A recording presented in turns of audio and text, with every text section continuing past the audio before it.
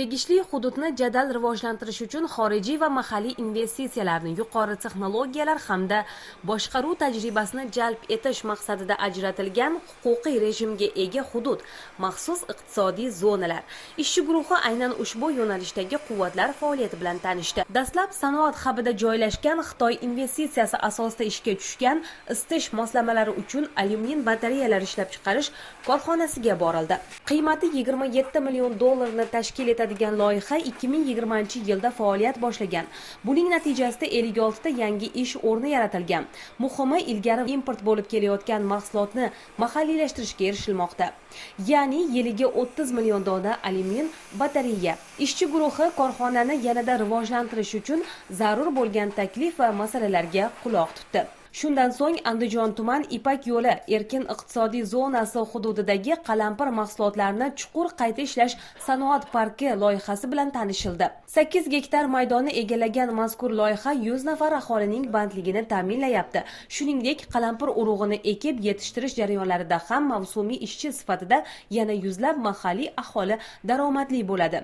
Bu hali hammasi emas. Qalampirni shunchaki pishgan holida arzongarov emas, undan qo'shilgan qiymat yaratib eksport qilish marrasi ham katta.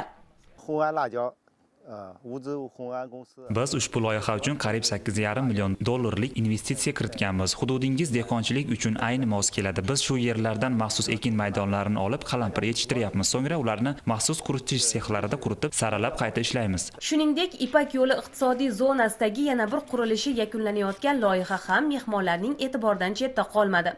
Mazkur obyektda yuqori hosildorlikka ega gibrid urug'lar yetishtirish va qayta ishlash yo'lga qo'yiladi. Ishchi guruhi Xitoydan keltirilgan dastgohlarni o'rnatish jarayonlari bilan tanishar ekan, bu viloyat qishloq xo'jaligi uchun katta samara beruvchi loyiha ekanini aytib o'tdi. Uni rivojlantirish uchun zarur bo'lgan masalalar eshitildi. Tadbirkorlarga eng birinchidan o'sha sharoit yaratish, bularni misol uchun kelajakda ishini rivojlantirish, bo'lgan muammolarni hal qilish, Respublika prezidenti tomonidan, senat tomonidan, ishchi guruhlar tomonidan olib bo'layotgan ishlar shular asosiysi. Endi ularda kamchiliklar albatta etap bilan hal qilinyapti. Oxirgi manzil Andijon Farm erkin iqtisodiy zonasi bo'ldi. Bu yerda hozirga qadar $20 million qiymatdagi 4 ta loyiha ishga tushirilgan bo'lib, 22,3 million dona tibbiyot buyumlari hamda 35 million qadoq, tabletka va kapsula ko'rinishdagi dori vositalari ishlab chiqarilmoqda. Senat a'zolari ana shu yirik loyihalarning biri bilan tanishib, tadbirkor bilan suhbat qurdi. Faoliyatini kengaytirish uchun bir talay taklif va tashabbuslarga ega tadbirkor uchun ishchi guruhining tashrifi ayni muddao bo'ldi.